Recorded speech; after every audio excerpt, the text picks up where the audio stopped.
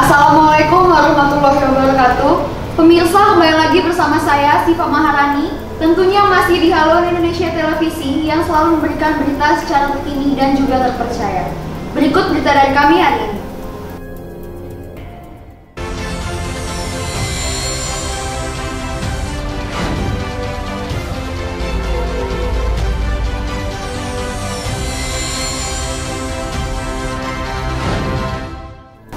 Berita pertama, pelantikan Ketua PK KNPI Kecamatan Sukarame yang dilantik langsung oleh Ketua DPD KNPI Kota Bandar Lampung.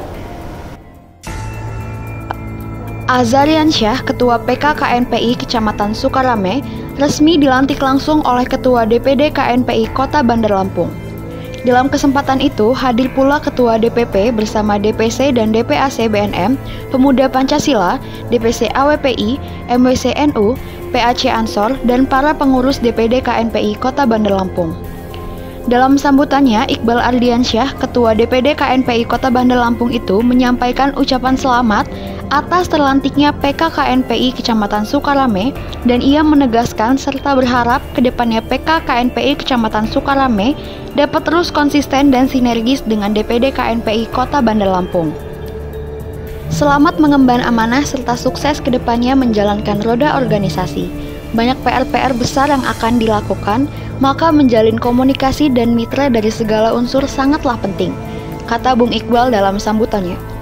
Selain itu, dalam momentum Pilkada 2020 Kota Bandar Lampung, jauh sebelum bermunculan para bakal calon wali kota maupun wakil wali kota, DPD KNPI Kota Bandar Lampung sudah mengkampanyekan soal mengawal pilkada dengan tagline "Selamatkan Pemuda dengan Pilkada Bersih".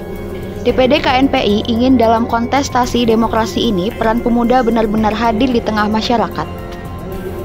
Atas hasil rapat dan beberapa kali diskusi DPD KNPI, maka ke depan seluruh jajaran pengurus PK akan menerima PR untuk meneruskan misi tersebut. Upaya kita untuk bersama-sama melawan kecurangan dan tindak pidana pemilu, agar cita-cita negara, cita-cita rakyat, dan kita semua menginginkan pilkada bersih dan terjaga martabatnya tercapai, tegasnya kepada pengurus PK Sukarame. Untuk diketahui pula bahwa di setiap kelurahan hingga tingkat kecamatan, KNPI akan membuka posko pusat pengaduan pelanggaran pemilu di Pilkada 2020 Kota Bandar Lampung. Terakhir, Bung Iqbal mengatakan, ke depan seluruh pemuda KNPI dari tingkatan PK hingga DPD kota akan terus menjadi mitra kritis pemerintah dan semua elemen masyarakat. Upaya menciptakan perubahan dari tangan para pemuda di tengah tantangan zaman yang semakin menjadi-jadi, maka peran pemuda KNPI ke depan harus nyata. Bahwa saya akan patuh dan memegang teguh anggaran dasar dan anggaran rumah tangga serta tata laksana organisasi Komite Nasional Pemuda Indonesia, bahwa saya dalam menjalankan jabatan organisasi senantiasa akan mengutamakan kepentingan organisasi di atas kepentingan pribadi, bahwa saya senantiasa akan menjunjung tinggi kehormatan dan nama baik organisasi Komite Nasional Pemuda Indonesia,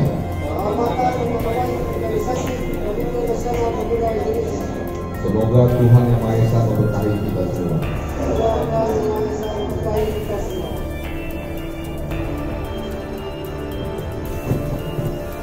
Berdasarkan pelantikan Dewan Pengurus Daerah Komite Nasional Pemuda Indonesia Kota Bandar Lampung yang berlangsung di gedung Ibawan pada 19 Februari 2020, maka dengan rahmat Tuhan Yang Maha Esa, kami atas nama Dewan Pengurus Daerah Komite Nasional Pemuda Indonesia Kota Bandar Lampung pada hari ini, tanggal 24 Agustus 2020, menyatakan pelantikan dan mengesahkan secara resmi susunan dan personalia pengurus Kecamatan Sukarame Komite Nasional Pemuda Indonesia masa bakti 2019-2022.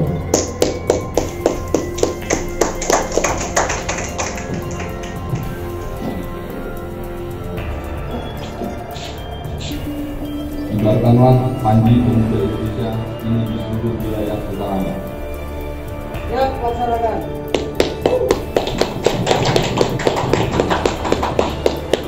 Pengurus Kecamatan Sukarame Selatan.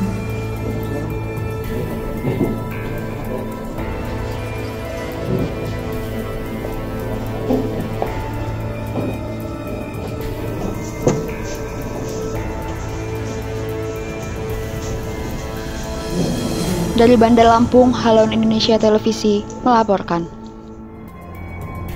Berita terakhir, LSM Pematang mengharapkan usut tuntas dugaan korupsi yang terjadi di Ketahanan Pangan, Tanaman Pangan, dan Hortikultura Provinsi Lampung. Persatuan Masyarakat Anti Korupsi atau yang biasa disebut Pematang kembali memperhatikan kinerja Dinas Ketahanan Pangan, Tanaman Pangan, dan Hortikultura Provinsi Lampung yang diduga ada beberapa program kebijakan dan kegiatan yang digelontorkan dan dianggarkan tidak optimal dan terkesan mubazir karena terjadi pemborosan dan hanya menghamburkan anggaran. Diduga banyak di antara program kebijakan dan kegiatan tersebut yang tidak dirasakan manfaatnya oleh masyarakat. Untuk menemui mereka, temui rakyat kami, temui rakyat, temui pemuda, kesini dong, temui kami, bahwasanya kita duduk bareng, kita diskusi tentang persoalan yang memang sudah kami bawa pada siang hari ini.